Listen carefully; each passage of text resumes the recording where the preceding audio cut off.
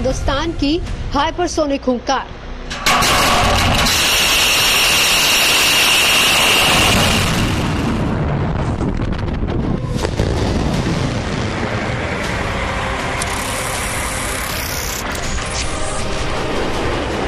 जलवा दिखाने के लिए महाबली प्रचंड भी है बेकरार।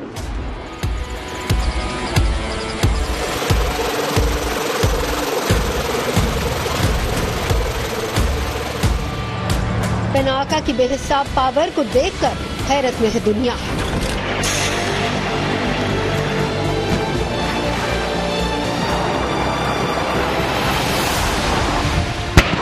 रक्षा क्षेत्र में आत्मनिर्भर भारत के बढ़ते कदम की दस्तक को आज पूरी दुनिया महसूस कर रही है।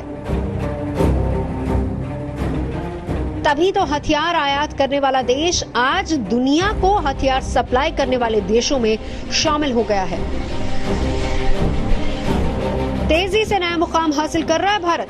साथ ही देश में ही भारत में ऐसे ऐसे हथियार तैयार किए जा रहे हैं जिन्हें हासिल करना कई मुल्कों का सपना है।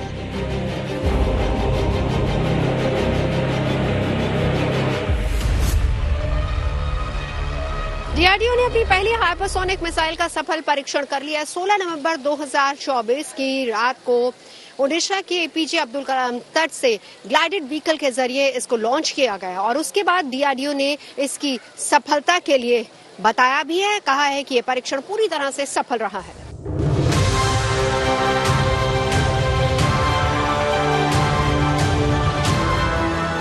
हाइपरसोनिक मिसाइल से मतलब उन मिसाइलों से है जो आवाज की रफ्तार से 5 गुना तेज रफ्तार से अपने टारगेट की ओर बढ़ती हैं, जो अपने साथ कन्वेंशनल और न्यूक्लियर वॉरहेड ले जा सकती हैं। स्वदेशी हाइपरसोनिक मिसाइल की स्पीड मैक 5 से ज्यादा है। लॉन्च के बाद इसकी रफ्तार 6200 किलोमीटर प्रति घंटे तक पहुंच सकती है। हाइपरसोनिक मिसाइल की रेंज की बात की जाए तो ये 1500 किलोमीटर से ज्यादा है और ये ट्राइड ताकत से भी लेस है, यानी कि इसे हवा, पानी और जमीन तीनों जगहों पर लॉन्च किया जा सकता है। हाइपरसोनिक मिसाइल के सफल परीक्षण के बाद भारत उन चुनिंदा देशों में शामिल हो गया है जिनके पास ये एडवांस टेक्नोलॉजी है। ऐसा माना जाता है कि हाइपरसोनिक मिसाइल रूस, चीन और अमेरिका के अलावा अब भारत के पास है।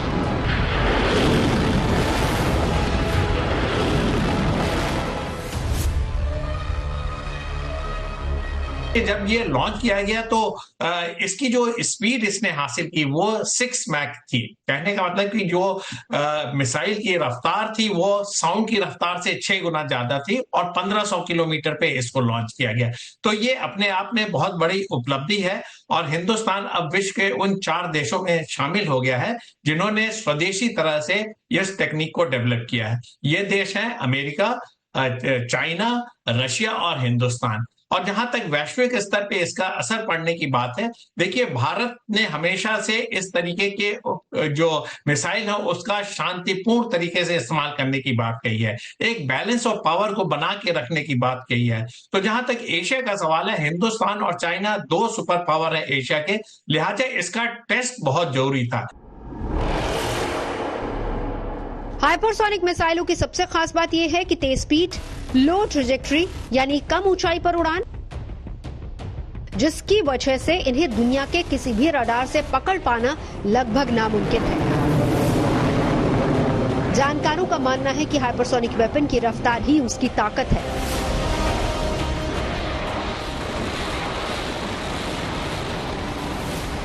लेकिन ऐसा नहीं है, बैलिस्टिक मिसाइल भी आवाज की रफ्तार से तेज चलती है। ऐसे में हाइपरसोनिक वेपन की असली ताकत क्या है, ये समझने की जरूरत है।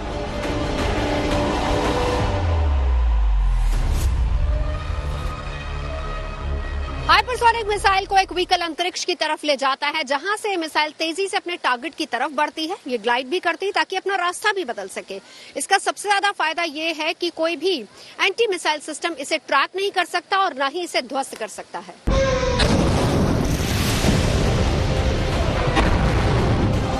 बैलिस्टिक मिसाइल को जब एक जगह से लॉन्च किया जाता है तो पता चल जाता है कि उसका टारगेट कहां है और वो किसे निशाना बनाएगी।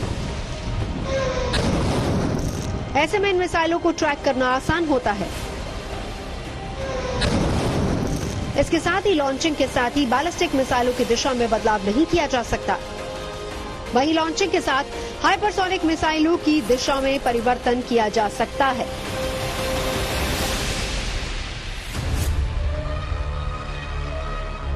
देखिए, हाइपरसोनिक मिसाइल्स वो होती है जिनकी स्पीड जो होती है 5 मैक से लेके 10 मैक तक की होती है और इसकी रेंज 1500 किलोमीटर से लेके 2500 किलोमीटर तक होती है। जो इस कैटेगरी में मिसाइलें इस स्पीड के साथ लॉन्च होती हैं उसको हाइपरसोनिक मिसाइल कहा जाता है।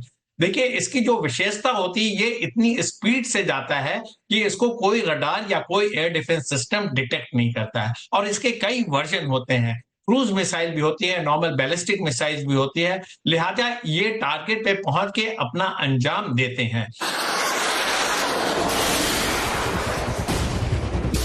हाइपरसोनिक हथियार सबसोनिक मिसाइलों से कहीं तेज रफ्तार से अपने टारगेट की ओर बढ़ते हैं, लेकिन इनकी रफ्तार इंटरकॉन्टिनेंटल बैलिस्टिक मिसाइलों से बेहद कम होती है। हाइपरसोनिक हथियार सिस्टम दो तरह के होते हैं। पहला हाइपरसोनिक ग्लाइड व्हीकल और दूसरा हाइपरसोनिक क्रूज मिसाइल। जिस तरह एक सर्फर समंदर की लहरों पर ग्लाइड करता है, ठीक उसी तरीके से हाइपरसोनिक हथियार हवा में ग्लाइड करते हैं, जिससे इसे रोक पाना आसान नहीं है। हाइपरसोनिक हथियार की एक और खासियत होती है कि ये कम ऊंचाई पर भी उड़ सकते हैं।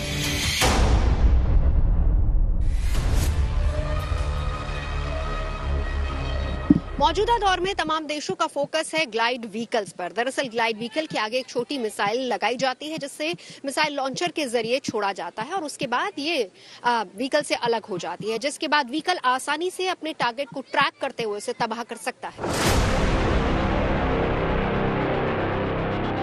भारत के पड़ोसी देश चीन के पास हाइपरसोनिक हथियार है। ऐसे में जरूरी है कि रणनीतिक स्तर पर संतुलन बनाए रखने के लिए हाइपरसोनिक हथियार तैयार किए जाएं, जिनमें भारत भी आगे बढ़ चुका है।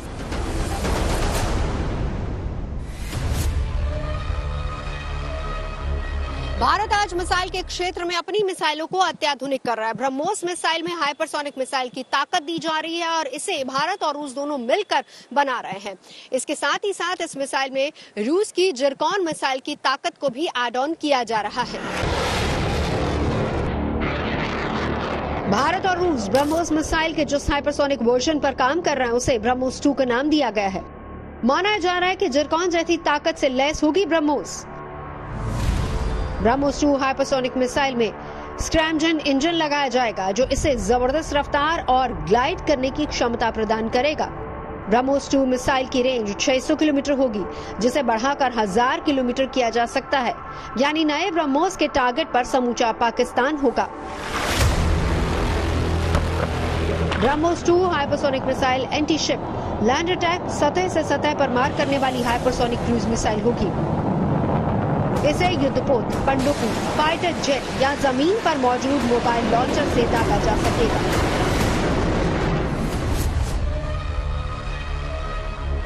भारत आज ताकत और तकनीक के मामले में ऐसे ऐसे वेपन्स तैयार कर रहा है कि दुश्मन के दांत खट्टे करने में उसे जरा भी वक्त नहीं लगेगा और ऐसे में चीन और पाकिस्तान को तो सचेत हो जाना चाहिए। और मेक इन इंडिया मिशन के तहत भारत ने प्रचंड हेलीकॉप्टर को तैयार किया है और प्रचंड की ताकत का अंदाजा आप इसी बात से लगा सकते हैं कि इसका सीधे तौर पर मिशन और मकसद होगा सियाचिन जैसे बर्फीले इलाके में इसकी डिप्लॉयमेंट होगी।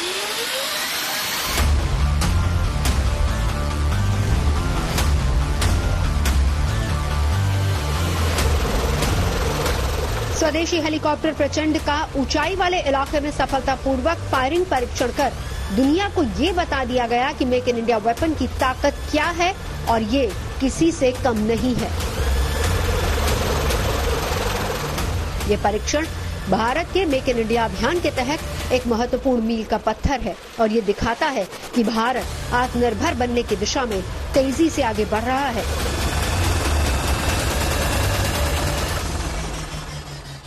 करगिल युद्ध के दौरान सेना को एक ऐसे हेलीकॉप्टर की जरूरत महसूस हुई जो आसानी से ज्यादा पेलोड के साथ ऊंचाई वाले इलाकों में पहुंच सके और यहीं से हेलीकॉप्टर को तलाशने का काम शुरू हुआ और उसे बनाने पर जोर दिया जाने लगा। स्वदेशी हेलीकॉप्टर प्रचंड की ताकत को समंदर से लेकर सियाचिन की ऊंचाइयों तक परखा गया है। हर परीक्षण में अव्वल आकर भारत का ये हेलीकॉप्टर वायुसेना की शान बन चुका है। प्रचंड हेलीकॉप्टर 268 किलोमीटर प्रति घंटे की रफ्तार से उड़ान भर सकता है। इसकी रेंज 550 किलोमीटर है।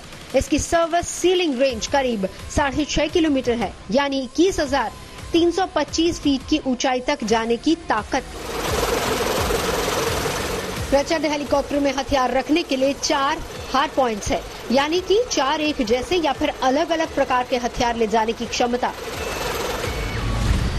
लाइट कॉम्बैक्ट हेलीकॉप्टर प्रचंड के कॉकपिट के नीचे 20 mm की गन लगी है, जो दुश्मन का सीना छलनी करने के लिए काफी है। 70 mm रॉकेट और मिसाइल से इसे लैस किया गया है।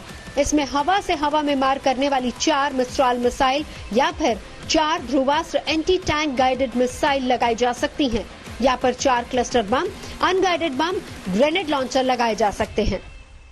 LCH प्रचंड जो है पूरी तरीके से इंडिजिनस प्रोग्राम है, HAL द्वारा निर्मित है। इसको अटैक हैप्टर या आर्म्ड हैप्टर बोलते हैं। आर्म्ड हैप्टर इसलिए बोलते हैं कि इसमें आर्मर प्लेटिंग होती है, इसमें जो मशीन गन लगी होती है वो 800 राउंड प्रति मिनट फायर करती है। इसमें 4 मिसाइल, 4 रॉकेट और 2 रॉकेट लॉन्चर भी इसमें होते हैं, और साथ में ये ग्रेनेड भी लॉन्च किया जा सकता है। तो इसका जो स्पीड है, इसकी जो ऑल्टीट्यूड, जिस ऑल्टीट्यूड पे ये ऑपरेट करता है, ये काबिल तारीफ है। हिंदुस्तान के लिए ये कहना तो मुनासिब होगा कि ये high altitude, glacier, desert terrain हर जगह इफेक्टिव है। लिहाजा इसका जो आर्मी रोल है वो मैनी फोल्ड बढ़ जाता है। और जो ऐसे टारगेट जो ट्रेजेक्टरी में नहीं आते हैं, ये एक एलिवेटेड प्लेटफॉर्म प्रदान करता है और उन टारगेट को बर्बाद करने में बहुत सी सहूलियत होती है, और ये खुद भी आर्मर प्रोटेक्टेड है।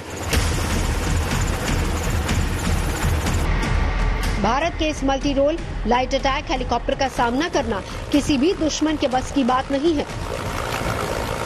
रात के वक्त भी अटैक करने में सक्षम LCH प्रचंड दुनिया के सबसे ऊंचे युद्ध क्षेत्र सियाचिन में आसानी से ऑपरेट कर सकता है।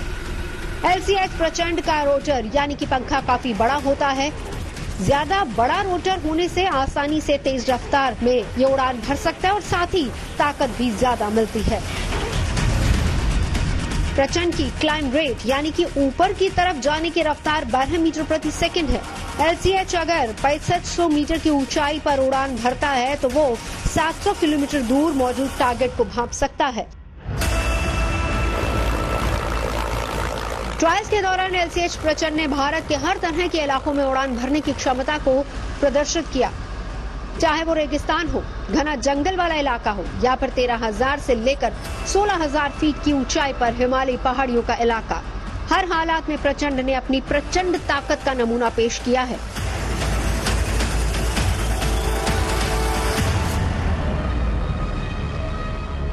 रक्षा के क्षेत्र में जब से भारत ने आत्मनिर्भरता के मिशन पर काम करना शुरू किया है, पूरी दुनिया भारत की मुरीद होती जा रही है।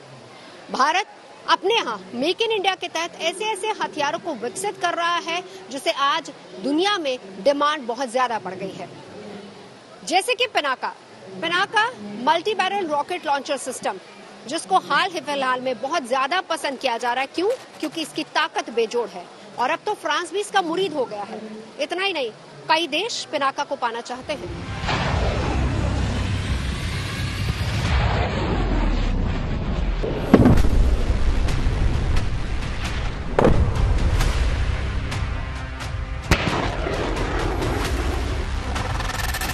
पिनाका के पास मैक 4 से ज्यादा की रफ्तार है, यानी आवाज की रफ्तार से 4 गुना ज्यादा तेज स्पीड। इस स्पीड को बीट करना दुश्मन के लिए आसान नहीं है।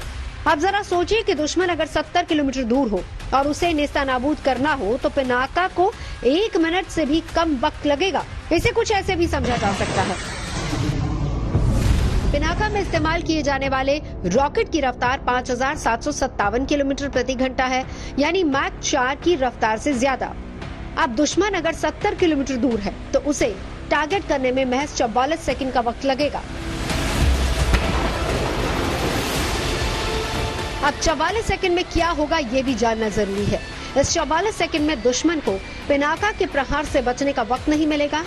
एरिया डेनोमिनेशन रॉकेट सिस्टम होने की वजह से टारगेट के करीब 1 किलोमीटर के इलाके में कुछ भी नहीं बचेगा। कुछ भी नहीं का मतलब है कि पूरी तरह से विध्वंस।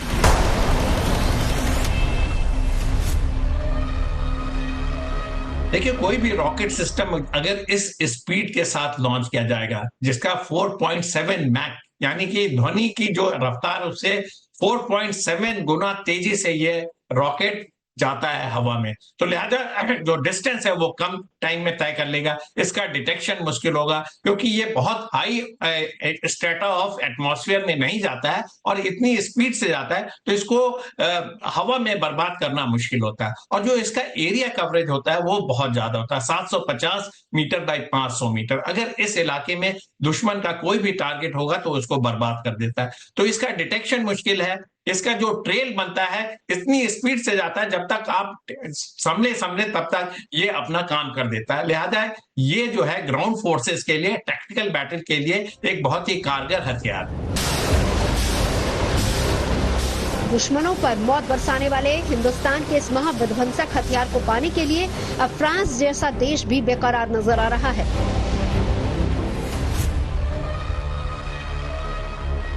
The industry of Indian defense is very effective, and so we are looking the capacities offered by the Indians as much as we are looking the capacities of the highest countries providing equipment. For us, India is a strategic partner, so we are evaluating this Pinaka because we need system like that, and we are evaluating this system among the other systems of the highest. France के brigadier general Richo से पहले फ्रांसीसी सेना के सेना अध्यक्ष general पियर shell ने फरवरी महीने में भारत का दौरा किया। तब फ्रांसीसी सेना अध्यक्ष ने पोखरण फील्ड फायरिंग रेंज में भारत के Pinaka multiple launch rocket system की ताकत को करीब से देखा और महसूस किया। पियर शेल की मौजूदगी में राइजिंग सन आर्टिलरी ने पराक्रम का ऐसा शानदार नजारा पेश किया कि वो दंग रह गए। स्वदेशी पिनाका लॉन्ग रेंज वेक्टर की गड़गड़ाहट की गूंज उस समय सारी दुनिया ने सुन ली थी। स्ट्रेटेजिक प्रतिभा और अदम्य भावना का ये बेहतरीन प्रदर्शन दुनिया के लिए बड़ा संदेश है, जो भारतीय सेना और उभरती भारतीय डिफेंस इंडस्ट्री की ताकत को जाहिर करता है। देखिए, पिनाका एक रॉकेट सिस्टम है और इसका जो मार्क 2 वर्जन है इसमें एक्सटेंडेड रेंज मिलती है। ये 75 किलोमीटर तक फील्ड कंडीशन में फायर किया जाता है और जो इसकी स्पीड है ये काबिले तारीफ है। इसलिए फ्रांस ने इस टेक्नोलॉजी को और इसके लिए अपना इंटरेस्ट दिखाया है। जो पिनाका हिंदुस्तान ने डेवलप किया मार्क 2, वो एक्सटेंडेड रेंज का है, तमाम तरीके के वॉरहेड ले जा सकता है, स्पीड उसकी 4.7 मैक है। लिहाजा इस तरीके की अगर स्पीड हम इंडिजिनसली प्रोडक्शन द्वारा हासिल करते हैं तो नेचुरली ये वेस्ट का अटेंशन ड्रॉ करता है और तमाम वेस्ट के जो पावर हैं जिसमें फ्रांस शामिल है वो इसके तरफ बड़े ललायत नजरों से देख रहा है। वो इस तरीके की टेक्नोलॉजी को अपने आर्म फैक्ट्री में इंट्रोड्यूस करना चाहता है। लिहाजा उसका इंटरेस्ट पिनाका के लिए होना लाजमी है। पिनाका रॉकेट की रेंज आमतौर पर 37 किलोमीटर के बीच होती है, लेकिन हाल ही में डीआरडीओ ने इसे और अधिक दूरी तक पहुंचाने के लिए इसका एडवांस संस्करण विकसित किया है, जिससे इसकी रेंज 75 से 80 किलोमीटर तक बढ़ गई है। पिनाका लंबी दूरी की आर्टिलरी सिस्टम है।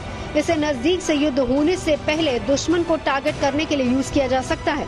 इससे छोटी रेंज की आर्टिलरी, इन्फेंट्री और हथियारबंद वाहनों को निशाना बनाया जा सकता है।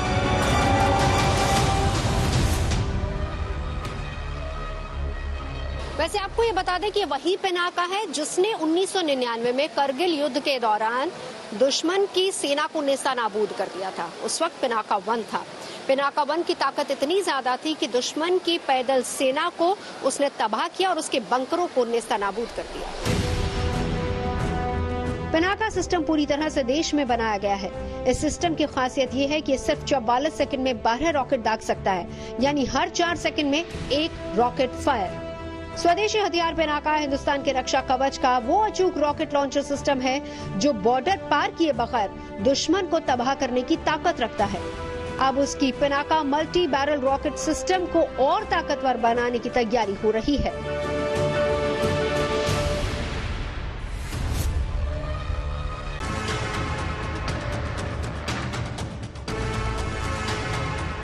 सेना की ताकत बढ़ाने के लिए डीआरडीओ 3 अलग अलग प्रोजेक्ट्स पर काम कर रहा है।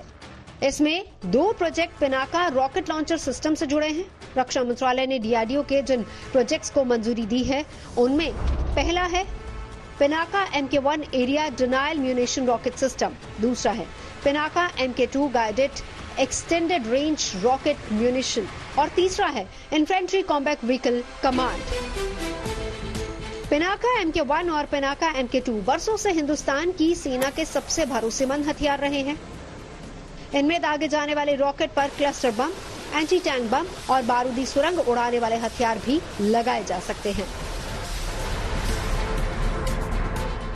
पिनाका सिस्टम की एक बैटरी में 6 लॉन्च व्हीकल होते हैं, साथ ही लोडर सिस्टम, रडार और लिंक विद नेटवर्क सिस्टम और एक कमांड पोस्ट होती है।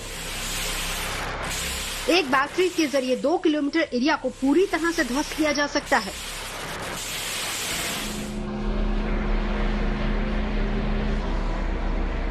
भगवान शिव के धनुष पिनाका के नाम पर डेवलप किए गए इस मिसाइल सिस्टम को भारत और पाकिस्तान से लगी सीमाओं पर तैनात करने के मकसद से बनाया गया है। डीआरडीओ में बिना Pinaka MK1 area denial munition युद्ध क्षेत्र कई तरह से सेना के काम आता है। डीआरडीओ में बना Pinaka MK1 area denial munition युद्ध क्षेत्र कई तरह से सेना के काम आता है। पिनाका MK1 टैंक को राख करने के साथ साथ बख्तरबंद गाड़ियों को भी तबाह कर सकता है। पिनाका MK1 की रेंज करीब 40 किलोमीटर है।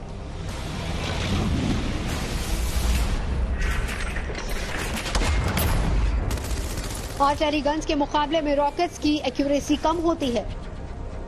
हालांकि पिनाका मार्क 2 में गाइडेंस और नेविगेशन सिस्टम लगने से वो कमी पूरी हो गई है। पिनाका रॉकेट के मार्क 2 वर्जन को एक गाइडेड मिसाइल की तरह तैयार किया गया है। इसकी क्षमता को बढ़ाने के लिए इसमें नेविगेशन, कंट्रोल और गाइडेंस सिस्टम जोड़ा गया है। नेविगेशन सिस्टम सीधे Indian regional navigation satellite system से जुड़ा है, यानी पिनाका MK2 लॉन्च होने के बाद ये दुश्मन को खुद ही ढूंढ लेती है। इससे इस मिसाइल की मारक क्षमता बेहद सटीक यानी कि निशाना अचूक हो जाता है। पिनाका रॉकेट के ऊपर क्लस्टर बम, एंटी टैंक और बारूदी सुरंग उड़ाने वाले घातक हथियार लगाए जा सकते हैं। पिनाका MK2 की रेंज 75 किलोमीटर है। पिनाका से दागे गए रॉकेट 5757 किलोमीटर प्रति सेकंड की रफ्तार से दुश्मन की तरफ बढ़ते हैं। यह अपने साथ 100 किलो वजन के हथियार भी ले जाने की ताकत रखता है। पिनाका सिस्टम दुश्मन को संभलने का मौका दिए बगैर उस पर गाइडेड मिसाइलों की बौछार कर देता है और यही वजह है कि इस रॉकेट लॉन्चर से देश के दुश्मन खौफ खाते हैं। गाइडेड मिसाइल होता है वो एक तरीके से सैटेलाइट कम्युनिकेशन और इनर्शियल नेविगेशन दोनों के तहत ये नेविगेट करता है और टारगेट पे पहुंचता है। पिनाका भी इन्हीं सिस्टम का इस्तेमाल करता है, लिहाजा एक बहुत ही मजबूत सिस्टम है। ये इनर्शियल नेविगेशन सिस्टम और सैटेलाइट नेविगेशन सिस्टम दोनों को इनकॉर्पोरेट करता है, लिहाजा ये एक तरीके का गाइडेड वेपन है। ये टारगेट को बिल्कुल पिन पॉइंट टारगेट को एक्यूरेटली डिस्ट्रॉय करता है और इसका जो टाइम ऑफ फ्लाइट है, हवा में रहने का समय बहुत कम होता है क्योंकि इसकी स्पीड ज्यादा है, इसलिए इसको गाइडेड वेपन सिस्टम की कैटेगरी में डाल सकते हैं।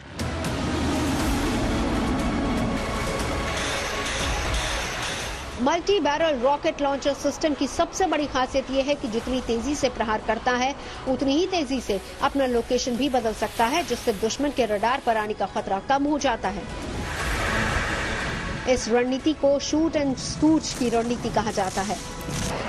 लिहाजा लॉन्चर व्हीकल की मैन्यूवरेबिलिटी बहुत अच्छी होनी चाहिए। पिनाका इस पैमाने पर खरा उतरता है।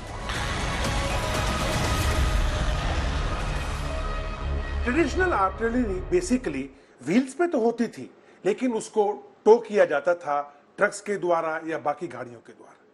वो अपने आप एक पोजीशन पर जब डिप्लॉय हो जाती थी ये तोपें तो अपने आप हिल नहीं सकती थी।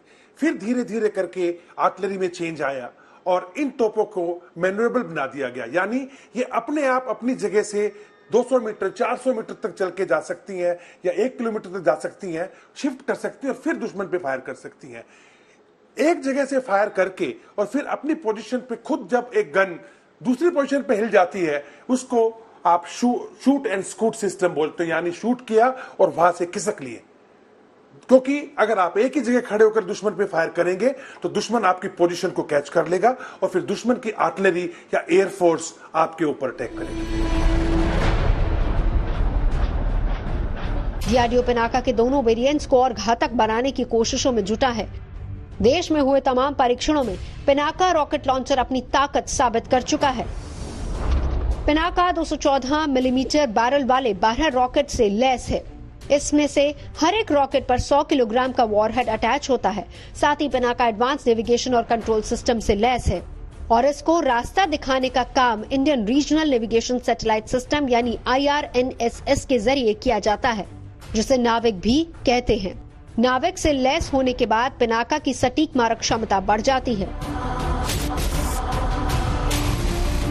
पिनाका रॉकेट सिस्टम को पुणे के apartment research and development establishment और हैदराबाद के defence research and development laboratory ने मिलकर तैयार किया है और इसे गाइडलाइन सिस्टम से लैस कर इसकी मारक क्षमता को काफी बढ़ा दिया गया है, जिससे ये अब करगिल युद्ध के समय पिनाका से कहीं ज्यादा शक्तिशाली बन गया है। बदलते वक्त के साथ युद्ध की नई चुनौतियों को देखते हुए कई परीक्षणों पर पिनाका मिसाइल सिस्टम की मारक क्षमता को कई गुना ज्यादा बढ़ा दिया गया है। डीआरडीओ पिनाका MK3 वेरिएंट पर भी काम कर रहा है। पिनाका MK3 के तैयार होने पर इसकी रेंज करीब 120 किलोमीटर तक हो जाएगी। पिनाका को बड़ी आसानी से कहीं भी ले जाया जा सकता है। पिनाका की मोबिलिटी इसे दुश्मनों के लिए बेहद खतरनाक बना देती है। यानी साफ है कि चाहे बॉर्डर पर चीन की चालबाजी हो या फिर पाकिस्तान की नापाक हरकत, हिंद के शक्तिशाली महायोद्धा पिनाका से कोई बच नहीं पाएगा।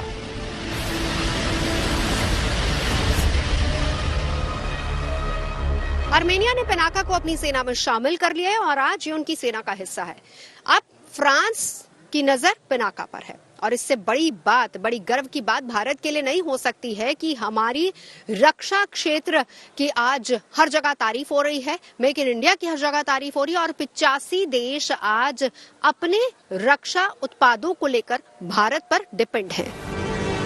भारत के जिन हथियारों और उपकरणों की डिमांड दुनिया भर में बढ़ी है, जिनका निर्यात किया जा रहा है, उनमें Dornier 228 aircraft, 155 mm ATAGS BrahMos missile, Akash missile system, radar, simulators, बारूदी सुरंगों से बचाने वाली गाड़ियां, बख्तरबंद गाड़ियां, पिनाका रॉकेट और लॉन्चर्स, हथियार, थर्मल इमेजर, बॉडी आर्मर, इसके अलावा एवियोनिक्स और कई और तरह के छोटे मोटे हथियार और उपकरण शामिल हैं।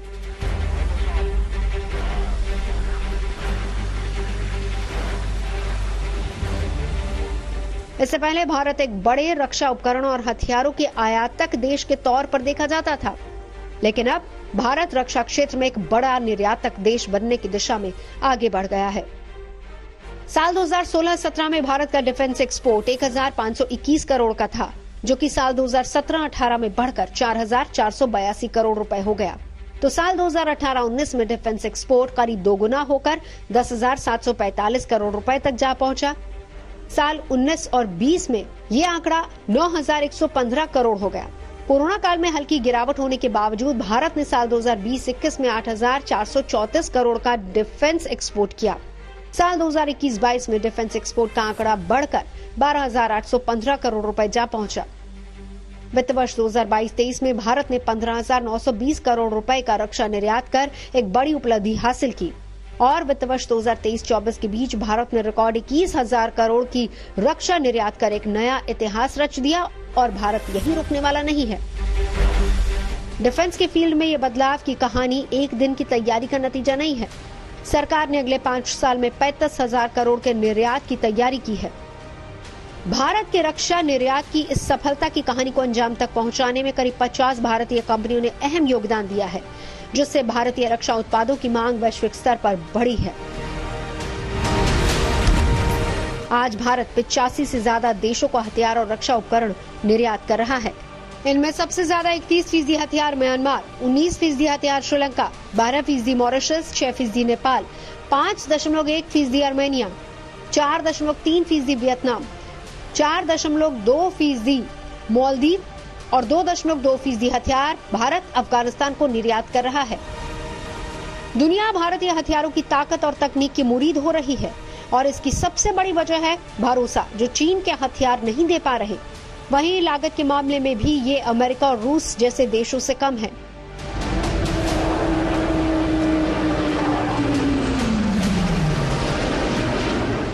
भारत जिन हथियारों को दूसरे देशों को बेच रहा है उसमें सबसे ज्यादा 61% युद्धपोत हैं, 20% लड़ाकू विमान, 14% सेंसर्स और वहीं 2.9% बख्तरबंद गाड़ियां, 1.1% तोप, 0.9% मिसाइल और 0.1% इंजन शामिल हैं। सबसे बड़ी बात यह है कि इस समय दुनिया के 42 से ज्यादा देश भारत से artillery guns, BrahMos missile, Akash missile system, Pinaka rocket launcher system, गोला बारूद, बॉडी आर्मर्स और तेजस जैसे लड़ाकू विमान खरीदने के लिए डील कर रहे हैं।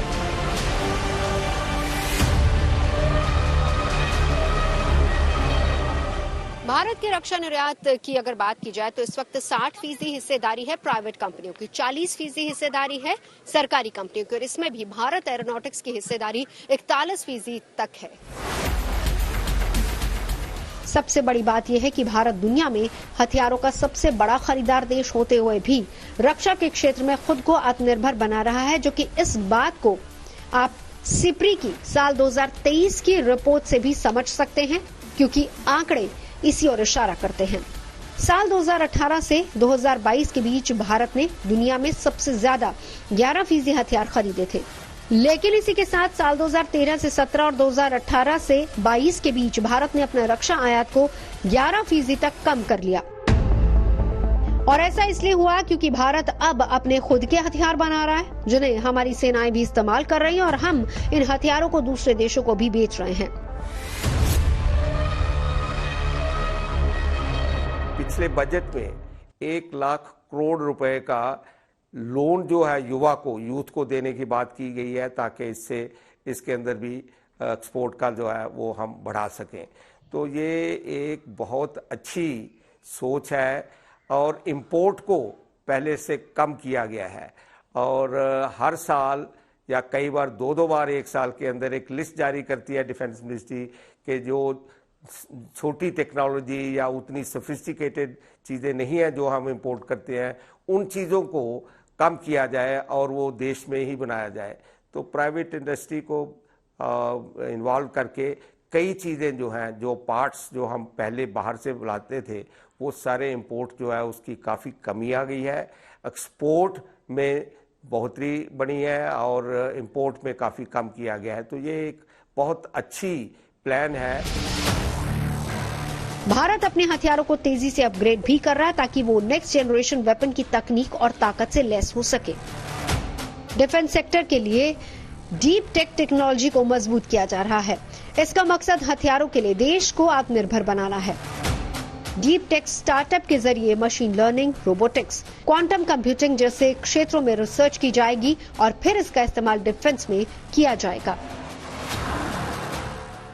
डीप टेक टेक्नोलॉजी है, ये पूरी दुनिया में इस्तेमाल की जा रही है और चाहे वो यूएस हो, फ्रांस हो, जर्मनी हो और चाइना हो, वो सारे के सारे डीप टेक टेक्नोलॉजी को अडॉप्ट करके, जिसमें एआई आ जाती है, जिसमें क्वांटम कंप्यूटिंग आ जाती है, जिसमें रोबोटिक्स आ जाती है, जिसमें ड्रोन टेक्नोलॉजी आ जाती है।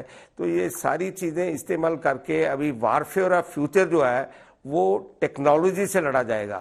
तो हमें पता है कि लॉजिस्टिक्स में जब हम आदमी यूज़ करते थे, सामान उठा के एक जगह से दूसरी जगह ले जाना पहाड़ियों के ऊपर, वो बड़ा मुश्किल काम है। तो वहाँ पर रोबोट्स को यूज़ करना या माइंस की डिटेक्शन और डिस्ट्रक्शन के लिए रोबोट्स को यूज़ करना, ये सारी चीज़ें जो हैं ये आम होती जा रही हैं। और क्योंकि चीन हमारे से टेक्नोलॉजी में काफ़ी आगे है, तो भारत की सोच ये है कि नए जो स्टार्टअप्स हैं उनको लोन दिया जाए, उनको फंड मुहैया कराए जाए, ताकि वो उन फंड्स को इस्तेमाल करके रिसर्च एंड डेवलपमेंट और इनोवेशन डिफेंस इक्विपमेंट के अंदर, डिफेंस वेपन सिस्टम के अंदर लेके आए।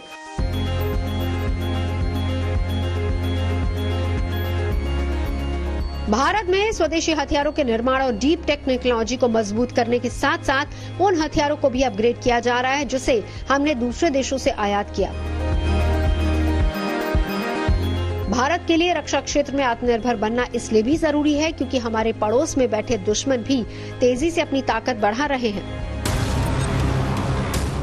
चीन ने अपना रक्षा बजट 7.2% बढ़ाकर 232 बिलियन US डॉलर कर दिया है, जो भारतीय रुपयों में 19.23 लाख करोड़ से ज्यादा है, यानी भारत के बजट से 3 गुना ज्यादा।